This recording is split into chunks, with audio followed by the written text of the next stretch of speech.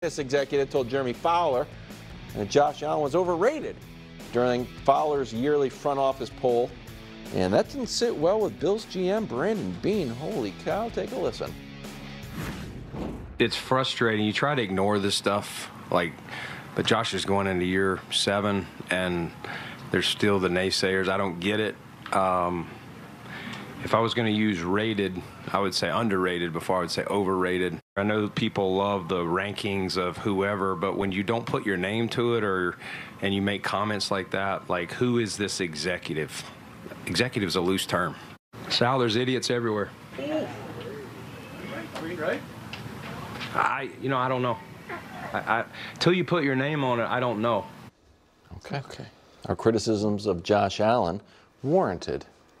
Well, I find this entire conversation to be this. I hesitate to use this term because I think it's misused and overused over the last few years, but this feels a bit like gaslighting. Oh. I think Josh Allen, for the last 4 years, has been one of, except for by me, least criticized quarterbacks in the entire league. For the first time in 4 years last year, he was very briefly criticized by people other than me, and then everyone got back on their P's and Q's, and he ended up getting an MVP vote. It was like a few weeks of, he sure does turn the ball over a lot, and then they started winning games by taking the ball out of his hands, and everyone's got back to, well, you know what, they could win the Super Bowl with Josh Allen. The reason people think I am Mr. Anti-Josh Allen or anti-Buffalo Bills is because I was the only person for years with any criticism towards Josh Allen. When the reality is, it's, I think, the opposite of what Brandon Beane's talking about. First, let's show the quote, because the quote has one piece of opinion and then just facts. One of the more overrated players in the NFL, that's opinion. Immense talent, that's a fact. Makes a lot of mistakes, that is a fact. Underdeveloped at winning at the line of scrimmage, I can't call that a fact. I think that is a fair take, so to speak. Tends to lock in on targets. I'll let the film guys tell me on that, but that sounds about right. More of a thrower than a precision passer, absolutely. Forces the ball into traffic. Sometimes that's good, but absolutely. Also, overrated does not mean bad. Yeah. I think crab legs are a touch overrated. Really good. That's true. I think U2 is overrated. Really good, but a little overrated. And then the reason I say it's gaslighting is this. Since Josh Allen came into the league, there has been one player to receive any MVP votes, first place MVP votes, without having his team win at least 12 games. Any guess who that is? Every player in the league the last 7 years? It's Josh. In the last 2 years, there have been 100 first place MVP votes given out. 98 of them went to the #1 seeds in either conference. 2 went to someone who was not on the #1 seed. Any guess who got both of those? It was Josh Allen. Last year, one guy other than Lamar Jackson got a first place MVP vote. It was Josh Allen. So I don't think he has been underrated. I think he has been, I'm sorry, you don't think he's overrated? Right. No, I think that he has been given more of a margin of error than any other great player, and now is a tiny bit of criticism, and his GM is acting like it's unfair, and it's not unfair. It is warranted. He's a great player, but a flawed player. Yeah, I'm in the middle on this one. I'm yes and no, it's warranted. Yes, because when you look at Josh Allen and you talk about all the things that he has done, but he hasn't gotten done, when I say yes, it's because of the wins and losses and when they happen. When you talk about a guy that's considered to be arguably one of the best in the game, always in that top 5 talking conversation with Patrick Mahomes, Joe Burrow, and whoever else you want to, I say CJ Stroud, and whoever else you want to put up there. But he doesn't get it done in the postseason. He's had the one postseason that we all, and I'm in that we all fell in love with. And that was the Patrick Mahomes Arrowhead duel where he just 13-second game. 13-second game. He went crazy. He played it lights out. Other than that, he hasn't been able to get over the hump of Patrick Mahomes. So you can say, yeah, he's a bit overrated. However, outside of that, statistically, no. Like, he gets it done. Like, other than the fact that he is a turnover machine, which I played with the guy like that was a turnover machine, but he was one of the best in the business, and that was Brett Favre. we dealt with it because high risk, high reward. But if you don't take those if he doesn't play that way, you don't get the best of who he really is. So for me, like, does Brandon Beane have a right to be bothered by this? Of course. This is your quarterback. And it's somebody talking about Josh Allen without putting their name on it. That's a whole nother topic. But is it warranted? Yes and no. So go ahead, Wilds. I'm sorry. No, well, I wanted to throw the pass percentage stat at Greg and try to make sense of it. Because my theory is that perhaps people in the Buffalo Bills organization said, you know what? Maybe he's a little overrated as a passer. Maybe we should change the offense and take the ball out of his hands a little bit, start turning it, become a little bit more of a run team, and start winning games. Like prior to Joe Brady taking over, they were throwing the ball 59% of the time. After Brady took over, they went down to 48% of the time. This includes the playoffs. They started winning games, and it's the lowest in the NFL. Now, some of those runs were designed Josh runs, so he still gets credit for those. But now they are throwing the ball the least percentage-wise in the whole league, Greg. Doesn't that make you think that the offensive coordinator also thinks that Josh is a little bit overrated as a thrower? No, I think they were trying to taper back on his ability to give turnovers to the opponent. Yeah. So but in the same sense, like the way he plays is what makes him special. It's what makes him different. It's why we even consider him being top 5, top 7 quarterback every single year. Yep. And so, yes, they had to temper that and dial it back, because if they didn't, he was clearly going to harm them. It had been ailing them all season long. Once they did that, it changed the way they looked offensively. Now you have to pretty much in the quote panel that you put up there where it was talking about at the line of scrimmage, is he a thrower or precision or what his decision-making skills are like at the line of scrimmage. That's what changed when you did that. Now it's like, okay, I have a great running play. I have a great running team now. Let's lean on that. I don't have to do all things and be hero. So I think that's right, but I also think that Josh Allen, as a consistent passer, is one of the more overrated ideas in the league. The numbers are what the numbers are. And so here is where he has been in passer rating in his career. His third year was his best season. It was the year they actually made a conference championship game.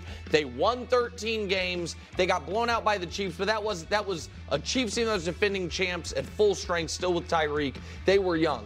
Since then, 16th, 8th, 16th. And I've shown this graphic multiple times. People get mad. They're like, passer rating. That's okay. Let's just do all the passing stats since that great season. That great season, he was just throwing the ball top 5 without a doubt, which is then when you add the running, that's how you become top 2, top 3. Since then, this is 3 years. 23rd in completion percentage, 15th in touchdown interception, dead middle in passer rating. That's a real sample. And when I say I think that there is a double standard, I bet I can prove it to the audience right now with a little quiz for the audience. Play along at home. Guess in the playoff game, the last game Josh Allen just played, what everyone now knows is the missed field goal game, because we're going to pretend that a tie game with 2 minutes left, with giving the ball back to Patrick Mahomes, is a guaranteed win. But that's fine. We can all pretend that. How did Josh Allen do in that game throwing the football? What do you think? Do you think he had 300 yards? Do you think he had 250 yards? Do you think he had a good? Because here are the numbers. In that game, Josh Allen threw for 186 yards. Yeah. In that game, Josh Allen averaged less than 5 yards per attempt. In that game, Josh Allen had 0 completions of greater than 15 yards. And there's been a home game against your arch rival. You have one of your least productive passing games of the year. And was that any type of narrative afterwards? Was that on? No, it wasn't. He, on the opening drive of the game, and the reason I push back on the running stuff a bit is this. Josh Allen's running is a bit of trick or treat. Everyone knows you can get banged up, but also in that playoff game, the very first time he took off and ran, he did this. A insane and illegal play that they got away with because that was a forward pass, but a wild thing to do on the first drive of a playoff game.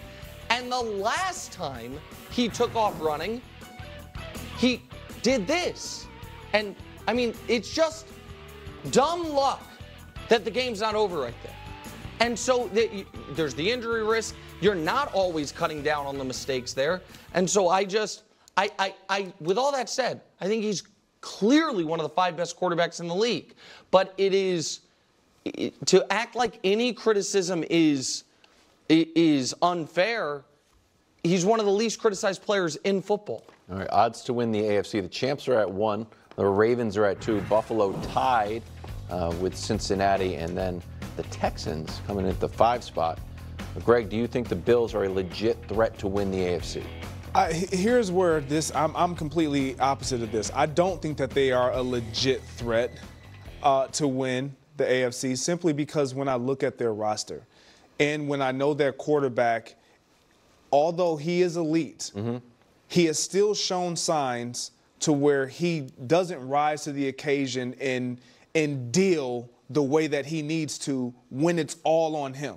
When we say Josh Allen, go get it done, do we absolutely believe the game you think of is the game you referenced, absolutely. The game they ended up losing, that one, which is not his fault, but it is just one. And so for me, I just look at their roster in previous years, and I feel like they were better suited, especially offensively, to make a run versus what they have now this year, a younger team, unproven guys, and you're saying our quarterback, he's an elite guy, put it all on his shoulders. Can he do it? That's to be found out. We don't know. And so for me, I don't think that they're a threat to win the AFC. See, so this is where, and we're going to do it in about an hour.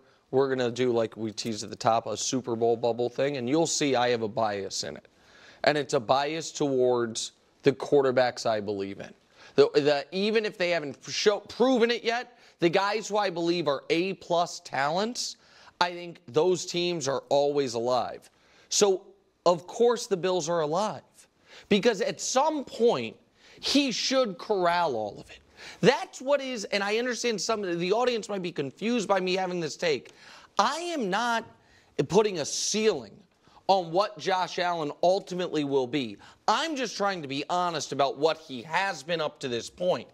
But we have seen stretches of football where it's like, oh, yeah that guy can absolutely terrify you and win a championship.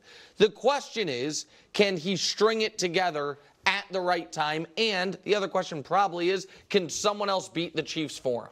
Because I don't think they can beat Kansas City in a game that matters. I think that the best chance they had, they didn't get it done, and now there's a real psychological thing happening, which is why I showed that first play, which people think that's an odd criticism. I think that the Bills were on tilt the first play of that game. Stephon Diggs fumbled on their first play of the playoff game against the Chiefs, and Josh Allen threw a lateral on 3rd and 17 up the field because they were pressing from the very beginning. But I don't think if you have a consensus top 5 quarterback, you're eliminated. I don't, especially when he is, to be fair to Josh, when he can cover up some of the roster weaknesses because he can take off and be a running game unto himself. So I'm obviously not going to pick them, and they would not be one of my 2 or 3 favorites, but I'm not crossing them off the contender list because I think they still have talent on defense, and they have a guy at quarterback who, in moments, looks terrifying. All right.